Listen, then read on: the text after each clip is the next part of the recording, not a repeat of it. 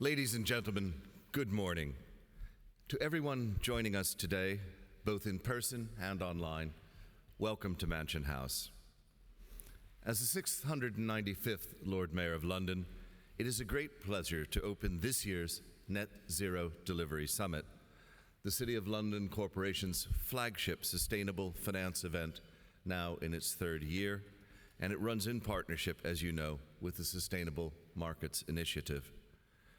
This is intentionally situated at the midpoint between the COPs.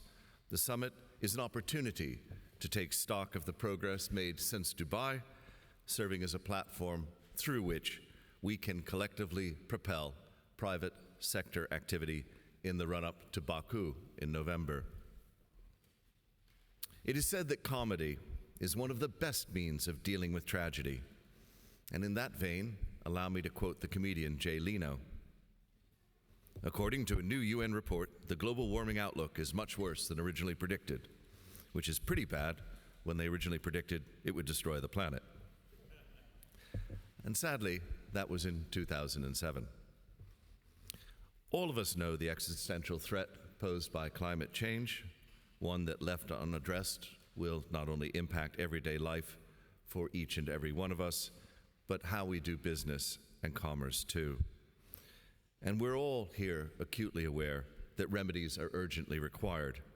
You wouldn't be joining us today if you didn't want to play a part in finding the solutions.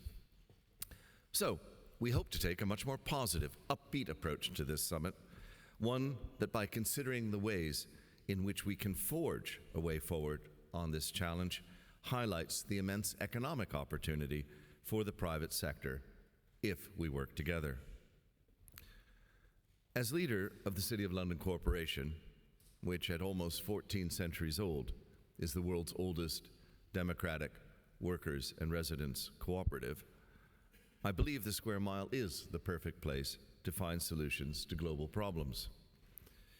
Indeed, while the city is rightly known for its leadership in professional and financial services, we're also the biggest center for tech in the country, with a workforce that includes as many scientists, engineers, and technicians as bankers, insurers, lawyers, accountants, and actuaries. And it is these wider areas of expertise, the knowledge miles of our Square Mile, as I like to call them, that this year's mayoral theme, Connect to Prosper, seeks to promote, reviving London's proud coffee house tradition. Because today, London is home to 40 learned societies, 70 higher education institutions, and 130 research institutes within 2 miles of where you're sitting now. So over 24,000 businesses, 8,000 in science and engineering, with more than 300 languages spoken. The city is the world's coffee house, a place where people come together from across the globe to find solutions. And in today's case, that is clearly the path to net zero. Now this year, on top of experiments, lectures, and expert networking sessions, which are invigorating discussion around all 17 of the United Nations Sustainable Development Goals, coffee colloquies as we call them, we've launched 6 initiatives. An ethical AI initiative using ISO standards, which now has over 5,000 students who've taken the course, and 30 nations have signed the Walbrook AI Accord. A Smart Economies Network initiative using international X-Road standards, a Constructing Science initiative for life science laboratories, Galanos accelerating global mental health research. But I'd like to point out in particular our Space Protection Initiative, using space debris retrieval insurance bonds to keep space clutter-free, which is vital as space is key to achieving 40% of the Sustainable Development Goals. And I'm delighted that we have amongst us today Dr. Mainelli Thabit, who has come over from the UAE and will be our principal speaker tomorrow night at the Science and Innovation Dinner as she launches Common Space, a commitment by the Commonwealth, all 56 nations, to support this initiative. And of course, and always, green finance. Personally, I've been a committed environmentalist since I was young. Forestation research in the 1970s, helping set up the World Conservation Monitoring Center, the Marine Stewardship Council, the carbon markets. We launched the 2-year London Accord research project here, in Mansion House in 2005, helped on the creation of corporate sustainability-linked bonds, sovereign sustainability-linked bonds, and possibly the very first mayoral peer-reviewed scientific paper this year, which was published in the Royal Society of Chemistry, What Happens If We Burn All the Carbon, Reserves, Budgets, and Policy Options, which was really a return to the stranded assets and unburnable carbon debate that we began here in 2005. The corporation, though, has done much more. It's the first government body to introduce a Clean Air Act in 1953, and we're on track to reach net zero in our own operations by 2027, while supporting net zero for the entire square mile by 2040. The corporation played a significant role in 1997 in gaining agreement to the international use of carbon emissions trading to avoid climate change at COP3 in Kyoto.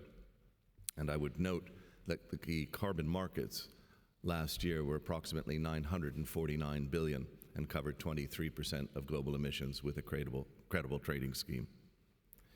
2 years after 1997, the corporation founded the UK Emissions Trading Group, which was the creation of the EU Emissions Trading Scheme. And more recently here, in March, in Mansion House, we launched the City Carbon Credit Cancellation Scheme, C4S, which empowers businesses and individuals to actively contribute to carbon reduction by enabling them to purchase and cancel genuine ETS carbon credits with a credit card. According to the LSEG, the value of traded markets, as I said, was $949 billion. But we still have work to do. The voluntary carbon market, by comparison, is worth only $2 billion. It's a huge difference. So innovation is absolutely vital if we are to ensure we don't fall short, which is why the theme of this year's summit is Finance Enabling Innovation, with initiatives and products at the heart of its agenda. So there are mechanisms like carbon and nature markets, voluntary carbon offtake agreements, specialist insurance markets to underwrite those deals and guarantee they remove the carbon dioxide they promised, sustainability-linked bonds and sovereign sustainability-linked bonds, as I mentioned. All of these innovative approaches are being pioneered by our city and the world and are already helping on that journey to net zero. Today, we'll have 4 headline panels. They'll explore green technologies, transition finance, carbon markets, and valuing nature. And I'm delighted, and you'll see it online, that we're also publishing today, for the second year in a row, From Commitment to Action, tracking UK financial services progress on the pathway to net zero. A report that does exactly what it says, because the more we measure, the more we influence progress. The report focuses on 3 dimensions: target setting, implementation, and impact. And as you read it, I'll preface it by saying amongst its findings, the report notes a lack of progress globally in the consideration of climate risks and opportunities, but good growth rates in project-level green finance, which grew by 55% between 2022 and 2023. Commitment to Action highlights that at least $6 trillion of investment will be required every year if we are to realize our 2050 net zero goals. And very much in line with messages we've been hearing over the past 2 decades, whether it's the Stern Review, quoting 2% of global GDP, or the London Accord, recording similar numbers. Private finance will be needed to bridge a considerable portion of the climate gap.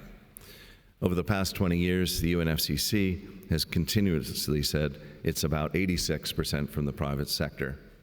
And I'd like to make a point. Frankly speaking, we can forget about the 14% from the public purse. If we can get the 86%, the 14% can be found elsewhere. But without the contribution of firms in the private sector meeting their share of the equation, the mission is lost. So to ensure that we all rise to this challenge, people must be able to make money from our transition to a greener economy. It's why I prefer to talk about transition markets rather than transition finance. Meaningful change is what matters. To borrow the words of Ralph Waldo Emerson, whose work influenced what many of us think about nature, an ounce of action is worth a ton of theory. As we know, the time has long passed to move beyond pledges and theory to action and delivery, and this is what's ahead today. So my sincere thanks to our sponsors, EY and the London International Insurance Brokers Association, as well as to our partner, the Sustainable Markets Initiative, for making this summit possible. And most importantly, my thanks to all of you in this room, here and online, for being part of our efforts to find solutions together. Thank you.